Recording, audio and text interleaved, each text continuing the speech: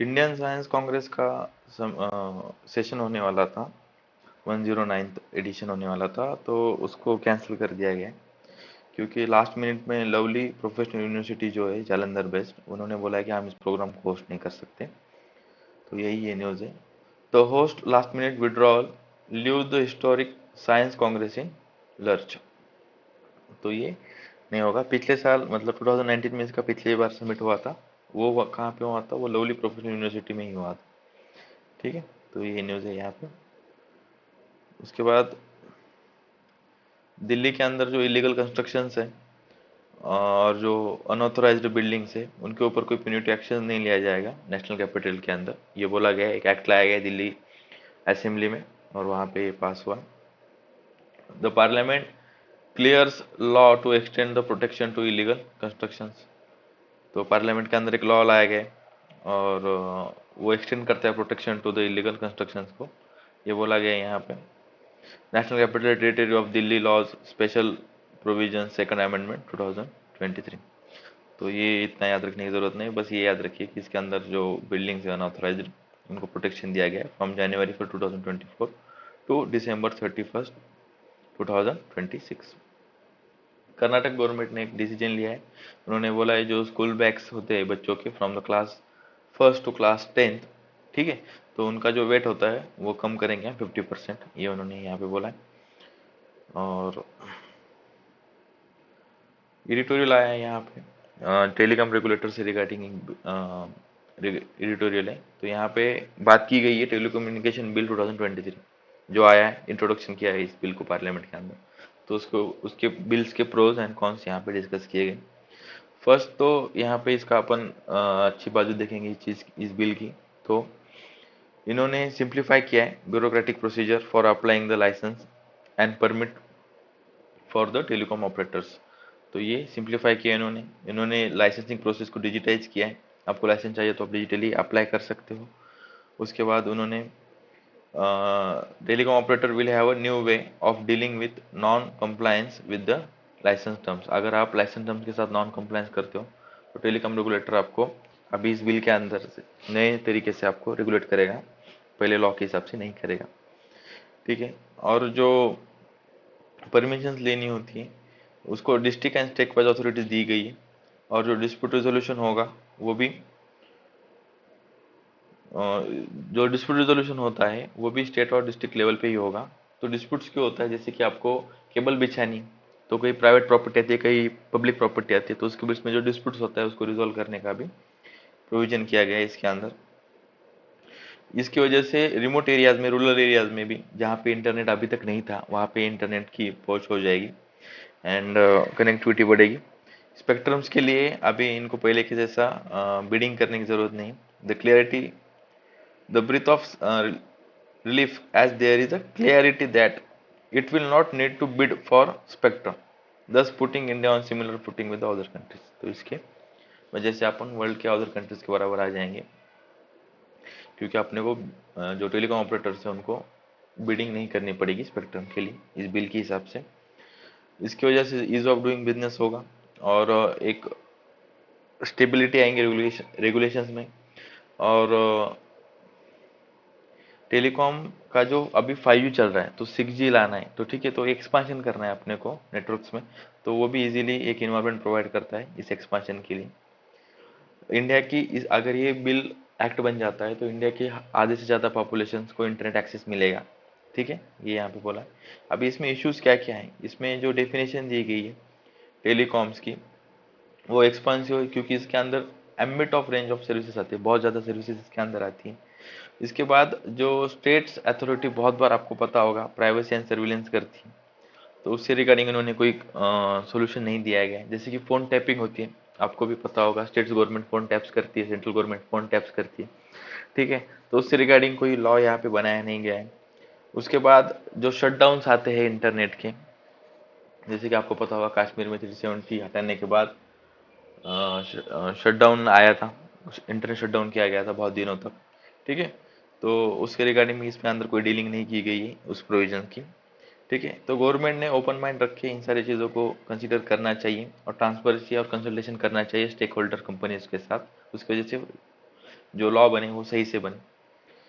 और उसके बाद ये लॉ बनने के बाद इसके अंदर जो रूल बनाएंगे वो डिपार्टमेंट ऑफ टेलीकम्युनिकेशंस होगी, जो इसके अंदर एक लॉ लॉ बनना, इसके अंदर इसका मतलब ये होता है सिर्फ वो एक ढांचा देते हैं, एक स्ट्रक्चर देते हैं, तो उसके अंदर जो रूल्स रेगुलेशन बनाने होते हैं वो खुद डिपार्टमेंट अपने हिसाब से बनाता है। ठीक है, तो वो डिपार्टमेंट ऑफ टेलीकम्युनिकेशन बनेगा। इसके पहले जो टेलीग्राफ एक्ट आया था ब्रिटिशर्स के टाइम में 19th सेंचुरी में, ठीक है ना, तो उसके अंदर जो इंटरनेट था उसको कॉम्प्रिहेंसिवली एड्रेस नहीं किया गया था, क्योंकि वहाँ पे इंटरनेट था नहीं उस टाइम पे। और उसके उससे रिगार्डिंग जो डिजिटली जो इश्यूज आने वाले थे, एक्सपर्ट होने वाले थे, वो भी उन्होंने वहाँ पे डिस्कस नहीं किए। लेकिन अभी अपॉर्चुनिटी है, तो ये जो बिल आ रहा है इसके ऊपर अपन इस सारी चीज़ों की बातचीत कर सकते हैं। बहुत इंपॉर्टेंट आर्टिकल है हेल्थ से रिगार्डिंग, यहाँ पे हाई फैट शुगर साल्ट, ठीक है, HF high fat sugar salt, ठीक है। इससे रिगार्डिंग ये पूरे आर्टिकल में हेल्थ से रिगार्डिंग बात की गई है, इसका कैसे बॉडी पे इम्पैक्ट होता है, गवर्नमेंट ने क्या स्टेप्स लेने चाहिए, उस इसकी वजह से इकोनॉमी में क्या इफेक्ट होता है, लाइफ एक्सपेक्ट में क्या इफेक्ट होता है, सोशली क्या इफेक्ट होता है, नेशनली इसका बर्डन कैसे बढ़ रहा है, इन सारी चीज़ों का यहाँ पे बातचीत होगी। मेंस के हिसाब से बहुत इंपॉर्टेंट आर्टिकल है, ठीक है। वर्ल्ड बैंक की एक रिपोर्ट आई है 2019 में, उसके हिसाब से पूरे वर्ल्ड में 70% जो लोग हैं वो ओवरवेटेड एंड ओबेस हैं, और वो कहाँ लेते हैं, लो एंड मिडिल इनकम कंट्रीज में रहते हैं, ठीक है। और 55% राइज हुआ है रूरल एरियाज के अंदर, ठीक है। तो ये बोलते हैं ना अपन कि रूरल एरियाज के लोग तो फिट होते हैं, लेकिन ऐसा नहीं, 55% उनके अंदर भी राइज हुआ है, ठीक है। तो जो पहले परसेप्शन था high economic high income countries and urban and affluent communities के अंदर ओबेसिटी वगैरह होती है, सिर्फ वैसा नहीं, तो रूरल एरिया में भी अभी इसको अपने को मिला है। इसकी वजह से क्या होता है, नॉन कम्युनिकल डिजीज बढ़ते हैं, जैसे कि नॉन कम्युनिकल डिजीज मतलब हार्ट अटैक वगैरह, जो कम्युनिकेट मतलब एक दूसरे दूसरे को नहीं होते, लेकिन वो डेंजर होते हैं। एक स्टडी के हिसाब से ये दिखाया गया है कि एनुअली 1.2 मिलियन डेथ्स हो रही है इंडिया के अंदर, और वो किसकी वजह से हो रही है, डाइटरी रिस्क की वजह से हो रही है, मतलब खान पान सही नहीं होने की वजह से हो रही है। तो इन डेथ्स की वजह से इंडियन इकोनॉमी में कितना इफेक्ट हो रहा है, 32 बिलियन 23 बिलियन सॉरी 20, यहाँ पे देखिए 23 बिलियन 2017 में ओबेसिटी की वजह से इंडिया के अंदर इकोनॉमिक इम्पैक्ट हुआ, मतलब उसका वजह से इकोनॉमी हैम्पर हुई। और अगर आप देखोगे, अगर ये बढ़ इसी क्वांटिटी से बढ़ता रहा तो 2060 तक 480 मिलियन डॉलर्स होगा ये इफेक्ट, इकोनॉमिक इफेक्ट ये बोला गया। तो जो इंडिया के बारे में बात की जा रही है अभी, इंडिया के अंदर जो अल्ट्रा प्रोसेस्ड फूड सेक्टर है, ठीक है, तो उसकी एनुअली ग्रोथ हो रही है। 2011 से 2021 तक उसकी एनुअल ग्रोथ हुई थी 13.4%। वर्ल्ड इंडिया जो है वर्ल्ड का लार्जेस्ट प्रोड्यूसर एंड कंज्यूमर है शुगर का, इंपॉर्टेंट फैक्ट है फिल्म्स के हिसाब से। इन 2022 में ये डाटा दिया गया कि वर्ल्ड का सबसे बड़ा प्रोड्यूसर एंड कंज्यूमर शुगर का कौन है, इंडिया ही है, ठीक है। अबाउट 50% और 60%, about 50 to 60% of edible sugar salt and fat produced in India is consumed. जो इंडिया के पूरी इंडिया के अंदर 50 to 60% जितना भी साल्ट बनता है, फैट बनता है और एडिबल शुगर बनती है, वो कौन कंज्यूम करता है, प्रोसेस्ड फूड इंडस्ट्री कंज्यूम करती है। प्रोसेस फूड का मतलब आपको पता होना चाहिए, प्रोसेस फूड का मतलब ये होता है आलू से चिप बना देना, तो चिप्स के ऊपर वो साल्टेड चिप्स बनाएंगे, स्पाइसी चिप्स बनाएंगे, तो ये प्रोसेस किया उन्होंने फूड को, उसको बोलेंगे प्रोसेस फूड इंडस्ट्रीज, ठीक है। Sales of snacks and soft drinks ये 3 गुना बढ़ चुका है पिछले 10 सालों में। और ये बोला जा रहा है कि पिछले 1 साल से वो $30 बिलियन बढ़ चुका है इंडिया के अंदर। इसकी वजह से तो डाइटरी हैबिट्स वो डिस्टर्ब हो रही है, हेल्थ रिस्क हो रही है। इसका सिर्फ इफेक्ट हेल्थ पे नहीं होता, इकोनॉमिक ग्रोथ पे भी हैम्पर होती है, ह्यूमन की प्रोडक्टिविटी भी खराब होती है, हेल्थ भी खराब होती है। ग्लोबल ट्रेंड अगर आप देखोगे तो ग्लोबल में इस चीज़ को कंट्रोल करने के लिए क्या किया गया है, पूरी दुनिया भर में इस चीज़ को कंट्रोल करने के लिए टैक्सेशन एक तरीका यूज़ किया गया है। तो सिंपल सी चीज़ है, उन्होंने बोला है कि इन आइटम्स पे आप टैक्स बढ़ा दो, ठीक है। जैसे कि आपको आपको पता होगा कि अगर आप किसी चीज़ पर टैक्स बढ़ाते हो तो कॉमन पब्लिक उसको ज़्यादा नहीं खरीद सकती, क्योंकि वो पैसे खरीदने में सोचती है, ठीक है। तो आप अगर इसके ऊपर टैक्स बढ़ा दोगे तो इसका कंजम्पशन कम होगा, तो ये बोला गया। किस किस पे टैक्स लगाना चाहिए, SSBs पे, मतलब स्वीट शुगर स्वीटन ब्यूरेजेस पे, ठीक है। और ये बोला गया है कि 60 कंट्रीज हैं जिन्होंने इसके ऊपर टैक्स लगाए लगाए। Taxation on high fat sugar salt foods के ऊपर भी लगाया गया है 16 कंट्रीज के अंदर, जिनके नाम डेनमार्क है, फ्रांस है, Hungary, Mexico, south Africa, UK and US. ठीक है, तो इन्होंने डेडिकेटेड टैक्स लगाए हाई फैट शुगर साल्ट के ऊपर। उसकी वजह से उनको पॉजिटिव रिजल्ट मिला है, लो कंजम्पशन हुआ है। कोलंबिया का एग्जांपल दिया गया है, कोलंबिया के अंदर जंक फूड लॉ लाया गया है और उन्होंने एक टैक्स लगाया है अल्ट्रा प्रोसेस फूड के ऊपर। ठीक है, तो ये ग्लोबल के एग्जांपल्स हुए, लेकिन इंडिया में भी ऐसा कुछ हुआ है? हाँ, इंडिया ने भी ये किया है। इंडिया के अंदर जो केरला स्टेट है, 2016 में उन्होंने एक टैक्स लगाया था, फैट टैक्स। ठीक है, जो प्रोसेस फूड के ऊपर लगता था। जीएसटी आने के बाद 2017 में वो कंज्यूम हो गया जीएसटी के अंदर। ठीक है, तो इंडिया के अंदर भी एग्जांपल मिलता है आपको। इसके जो टैक्स लगाएंगे उसके दो इफेक्ट हैं, एक निगेटिव, मतलब एक निगेटिव एक्सटर्नल इफेक्ट होगा और एक इंटरनल इफेक्ट होगा उसका। तो एक्सटर्नल इफेक्ट में क्या होगा, अगर आप इसके ऊपर टैक्स लगाओगे तो क्या होगा? देखिए, अगर आप इसका कंजम्पशन बढ़ाते रहोगे, ठीक है, अगर आप इन सारी चीज़ों का कंजम्पशन करते रहोगे तो ये आपके हेल्थ के ऊपर अफेक्ट करेगा। आपकी हेल्थ के ऊपर अफेक्ट करेगा तो हर लोगों के पास खुद के पास पैसा नहीं होता, हर लोग अपर क्लास फैमिली से नहीं आते। तो जो middle class family, lower income groups जो हो गए इंडिया के अंदर, तो वो तो पब्लिक सर्विस का यूज़ करेंगे। तो इसकी वजह से पब्लिक सेक्टर, पब्लिक इंश्योरेंस, जैसे कि आयुष्मान भारत योजना है, जिसके अंदर गवर्नमेंट इंश्योर्स कि 5 लाख तक आपके फैमिली को इंश्योरेंस दिया जाएगा, तो इसमें उनका नंबर बढ़ेगा। ठीक है, तो इसका इनडायरेक्टली गवर्नमेंट का एक्सपेंडिचर बढ़ेगा। ठीक है, तो आप इसके ऊपर टैक्स लगाओ तो आपका एक्सपेंडिचर कम होगा। तो इन्होंने डायरेक्ट लिंकेज यहाँ पे बिठाई गई है। ठीक है, उसके बाद इंटरनली क्या हम करता है, निगेटिविटी क्या है इसकी, जैसे कि एग्रेसिव मार्केटिंग की जाती है। हीरो हीरोइंस एक्ट, मतलब वो बताते हैं ये स्वीट ड्रिंक पियोगे तो एनर्जी बहुत आ जाएगी, आप चांद तारे तोड़ के वापस लेके आओगे। ठीक है, तो एक मार्केटिंग की, इस एग्रेसिव मार्केटिंग की वजह से जो कॉमन मैन होता है, जिसका अंडरस्टैंडिंग नहीं होती इतनी, उसको नहीं पता होता शुगर ज़्यादा खाने से क्या होता है, और फिर कंटेंट नहीं पढ़ता वो। ठीक है, तो उसकी वजह से वो खुद को हार्म करके लेता है, ये इसका इंटरनल हार्म है, ये यहाँ पे बोला गया। तो उतनी मैच्योरिटी नहीं, कंज्यूमर्स हैव लिमिटेड अंडरस्टैंडिंग। ठीक है, और वो इन्फ्लुएंस हो जाते हैं एग्रेसिव मार्केटिंग की वजह से। तो ये बोला गया। जैसे कि अपन सिन टैक्स, सिन गुड्स जो होते हैं उनके ऊपर सिन टैक्स लगाया जाता है। इसका क्या मतलब है? सिन गुड्स कौन कौन से होते हैं? टबैको, अल्कोहल, तो जो हेल्थ को हार्म करते हैं। ठीक है, तो यही बोला गया है कि आपको ना जो high fat sugar high fat sugar salt जो फूड्स है उनको उनको भी आपको इस कैटेगरी में डालना चाहिए। और आपको, आप जैसे सोचते हो ना कि आपको टैक्स बढ़ाना है, जैसे आप सिन गुड्स के ऊपर टैक्स लगाते हो तो आपका टैक्स रेवेन्यू बढ़ता है, लेकिन आपको इसको इस हिसाब से नहीं लेना है कि अगर आप इस पर ज़्यादा टैक्स लगाओगे तो आपको ज़्यादा फूड आएगा। आपको सिर्फ लोगों के जो हैबिट्स है उसको बदलना है, ये यहाँ पे बोला गया है। और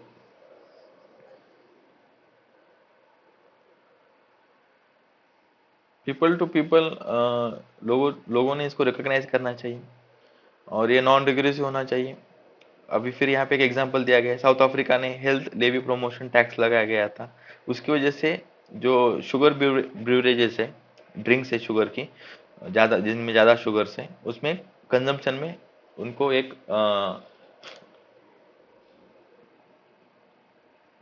डिक्रीज, मतलब उनको एक डिक्रीज मिला उनके कंजम्पशन में, पैटर्न में। तो इसकी स्टडी के हिसाब से साउथ अफ्रीका में जो हाई इनकम पीपल्स है उनका कंजम्पशन तो कांस्टेंट रहा, लेकिन जो लो इनकम पॉपुलेशन स्टेटा है उनका कंजम्पशन कम हुआ, ये यहाँ पे बोला गया। तो जैसे ही आप भी इंडिया के अंदर इसको लगा सकते हो, आप इसको जीएसटी के अंदर एक जो फूड्स, मतलब जो टैक्स रेट्स होते हैं, हाई टैक्स रेट्स, लो टैक्स रेट, जैसे कि 12%, 28%, ठीक है, 18%।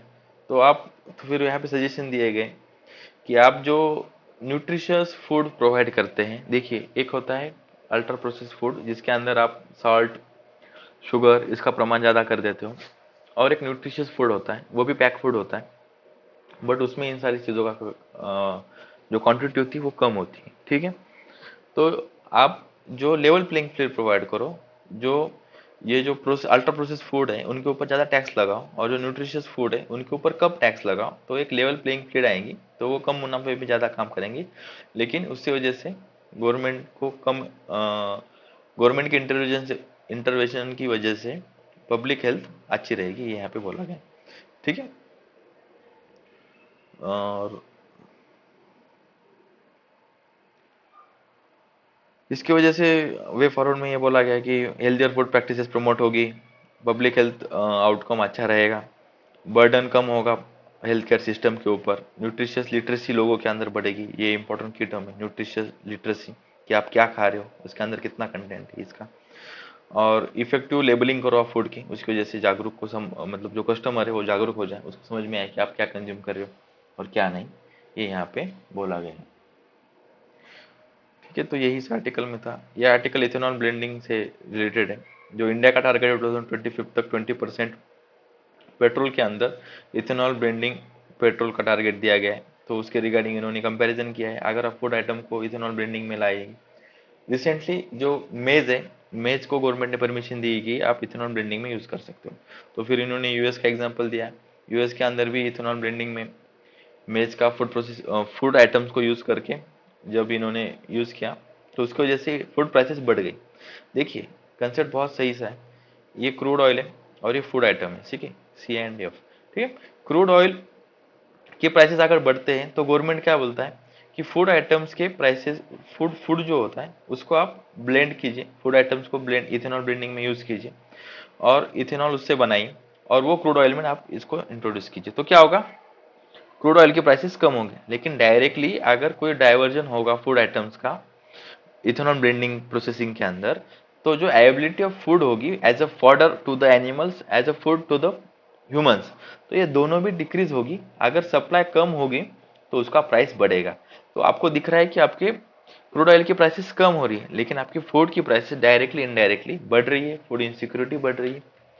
तो ये सारी चीज़ें इन्होंने यहाँ पे एक्सप्लेन की है, यहाँ पे इन्होंने यूएस का एग्जाम्पल दिया गया और इंडिया को इन्होंने ये बोला है कि आपने भी सोच समझ के इनका एक बैलेंस एस्टेब्लिश करना चाहिए, ये यहाँ पे बोला है। ठीक है, solar panels approved by the government till November 30, तो 50 solar parks with 37,490 megawatt capacity have been approved in 12 states, ये बोला गया। The government is implementing a scheme with target capacity of 40 gigawatts, तो गवर्नमेंट का टारगेट है 40 gigawatts establish करना है, तो उसके रिगार्डिंग ये काम चालू है अभी गवर्नमेंट। ठीक है, उसके बाद नेतन्याहू जो इसराइल के प्राइम मिनिस्टर है, उन्होंने कॉल किया था नरेंद्र मोदी जी को, और रेड सी में जो अभी चीज़ें चल रही है उसके बारे में इन्होंने बात किया। न्यूज़ के अंदर इतना डिटेल में नहीं दिया गया, आप यहाँ पे मैप देखिए, यहाँ पे रेड सी है, ठीक है, और ये यहाँ पे इसराइल, ओके, और ये गल्फ ऑफ एडन है, और दोनों को लिंक करने के लिए एक स्ट्रेट है, बैब अल मानदेब स्ट्रेट। ठीक है, तो यहाँ से जहाज जाते हैं आते हैं, तो अगर इसको ब्लॉक कर दिया जाए ना, तो ये बहुत डेंजर हो जाएगा, क्योंकि यहाँ पे इसराइल से जो सुएज कैनल से जो मतलब जो वेसल्स आती है ना, तो वो इसी मार्ग से यहाँ से आगे जाके फिर ऑल इंडिया हो, पाकिस्तान हो, चाइना हो, ठीक है, तो इन सारी कंट्रीज को यहाँ से ही क्रूड ऑयल वगैरह बहुत सारी गुड्स सर्विसेज यहाँ से जाती, गुड्स जाते हैं यहाँ से, क्रूड ऑयल जाता है। तो अभी क्या हुआ है, जो यमन है, तो यमन के अंदर ना हाउदी रिबल्स है, हाउदी रिबल्स, तो ये जो ईरान है, ही सपोर्ट्स दैट हाउदी रिबल्स। अभी यमन के गवर्नमेंट के खिलाफ हाउदी रिबल्स काम करते हैं, और इन रिबल्स को पूरे हथियार वगैरह, technology, technical support, military equipments, military weapons, military technology, military communications infrastructure, ये सारा प्रोवाइड कौन करता है, ये ईरान करता है, बट ही डजंट एक्सेप्ट। ठीक है, लेकिन वो करता वही है। ठीक है, तो अभी क्या हुआ है, यहाँ से जो जहाज जा रहे हैं, तो इनको ना, इनके ऊपर अटैक किया जा रहा है हाउदी रिबल्स ने। तो हाउदी रिबल्स ने क्या एक्सप्लेनेशन दिया गया है कि इसराइल जैसे ही हमास के ऊपर अटैक कर रहा है, लैंड इन्वेजन कर रहा है, ठीक है ना, गाजा स्ट्रिप के अंदर, तो उसके रिटेलिएशन में हाउदी रिबल्स ने ये बोला है कि हम ये सारी चीजें कर रहे हैं। तो इससे क्या होगा, इससे यहाँ पे इंस्टेबिलिटी आएगी, ट्रेड नहीं बढ़ेगा, प्राइजेस बढ़ेगी, तो वो बहुत सारी साइकिल इससे ये हो जाएगी, एक्टिवेट हो जाएगी, और इन्फ्लेशन आएगा, इकोनॉमी इंस्टेबल हो जाएगी, तो इन सारी चीजें हो सकती हैं। तो इसकी वजह से यूएस ने कोलिशन बनाया अभी, यूएस सेक्रेटरी ने कोलिशन बनाया जिसका नाम है, और उसके अंदर उन्होंने 13 और 14 कंट्रीज को लिया है एक साथ, ठीक है, और वो एक कलेक्टिव सिक्योरिटी प्रोवाइड करेंगे, ये यहाँ पे बोला गया है। ठीक है, तो देखेंगे पहले क्या नाम है उस कोलिशन का। There is an international challenge बोला गया है, that they demand the collective actions. ठीक है,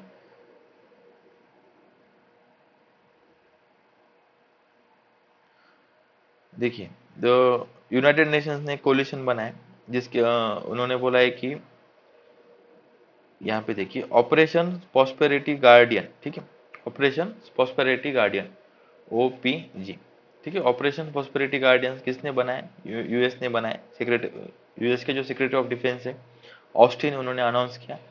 और इसके अंदर उन्होंने बोला है कि UK, Bahrain, Canada, France, Italy, Netherlands, Norway, Spain, Seychelles and US, ये सारे स्टेट एक एक जगह आएंगे और इस रीजन के अंदर वो कलेक्टिव सिक्योरिटी प्रोवाइड करेंगे, ये यहाँ पे बोला गया है। ठीक है, और United Nations called upon the United Nations Security Council to act against the Houthi militants, तो ये यहाँ पे बोली गई। इसी रिगार्डिंग बात हुई फोन कॉल के ऊपर बेंजामिन नेतन्याहू जो इसराइल के प्रेसिडेंट है और नरेंद्र मोदी जो इंडिया के प्रेसिडेंट है, उनके बीच में, इंडिया के प्राइम मिनिस्टर है, सॉरी, नरेंद्र मोदी, और बेंजामिन नेतन्याहू इसराइल के प्राइम मिनिस्टर है। ठीक है, दोनों भी प्राइम मिनिस्टर है, और उनके बीच में बात हुई और उन्होंने बोला कि रेड सी के अंदर जो मिलिटेंट एक्शंस हैं वो सही नहीं फिर। ठीक है, तो यही इस आर्टिकल में था। उसके बाद उसी न्यूज़ को यहाँ पे थोड़ा एलोबरेट किया गया। US launches a multinational push to protect the Red Sea from the Houthi strikes. Houthi से they will not halt attacks in solidarity with Gaza, हम नहीं रोकेंगे, हम गाजा के साथ ही, इन्होंने यहाँ पे बोला। US form a coalition aim at protecting the Israel and militarize the sea. ठीक है, तो उन्होंने कोलिशन बनाया और उन्होंने मिलिट्री को मिलिटराइज करेंगे और इसराइल को सपोर्ट भी करेंगे। यहाँ पे उन्होंने Washington promises to provide a critical mutation ammunitions, tactical vehicles and air defense system to Israel. ठीक है, तो इसराइल के सपोर्ट में कुल क्या है? USA. The group will conduct joint patrols in the South Red Sea and Gulf of Aden. Even the America succeeded in mobilizing the entire world, our militant operation will not stop, no matter the sacrifice it cost us। ये हौती officials ने बोला कि हम हमारे, आप पूरी दुनिया को भी लेके आओ लेकिन हम ये करेंगे ही। ठीक है, ये यहाँ पे इन्होंने बोला है। Establish a military Operation Prosperity Guardians. ठीक है, ये कोलिशन बना है, Operation Prosperity Guardian, an important new multinational security initiative. और यूएस ने भी already had a Red Sea task force that has bolstered its presence in the crucial waterway, and it's unclear how many countries will send the additional ship or patrol aircraft following the creation of operational prosperity guardians. तो इसके US की पहले ही वहाँ पे presence थी और अभी इसके ये नया जो उन्होंने कोलिशन बनाया ऑपरेशन प्रॉस्पेरिटी गार्डियन, इसके अंदर पता नहीं और कितना उनको सपोर्ट मिलेगा। चाइना के अंदर अर्थक्वेक आया। ठीक है, 6.2 मैग्नीट्यूड का अर्थक्वेक आया है, कहाँ पे? गंशू एंड क्विंगशाई जो प्रोविंस है वहाँ पे अर्थक्वेक आया। और इंडिया की तरफ से तो अभी तक तो कोई सपोर्ट करने की बात नहीं की गई है। ठीक है, लेकिन ये इतना ही याद रखिए, अर्थक्वेक आया। अगर आपको इसका पीडीएफ चाहिए तो टेलीग्राम के ऊपर स्वैग यूपीएससी ओनली चैनल है, इसको आप सर्च कीजिए विदाउट स्पेस। ठीक है, डायरेक्ट ये नाम डाल के और आपको एक चैनल मिलेगा, तो उसको आपको इसकी पीडीएफ अगर चाहिए होगी तो आप वहाँ पे इसकी पीडीएफ ले सकते हो। Thank you for the discussion.